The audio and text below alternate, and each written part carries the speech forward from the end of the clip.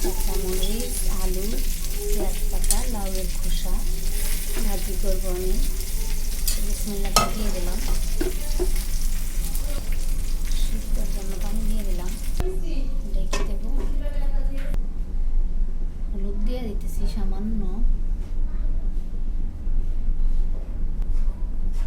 লবণ 1 চা চামচ।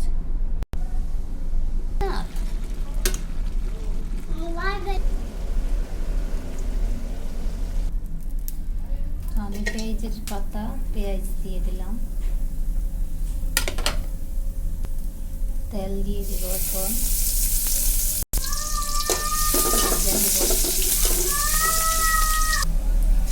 অল্প একটু রসুন বাইজানি না, বাজারটা হয়ে গেলে এখন আমি এই যে আলু টালু দিয়ে দিলাম। ওকে, এখন আমি নাড়িয়ে ছেড়ে দেবো সুন্দর করে।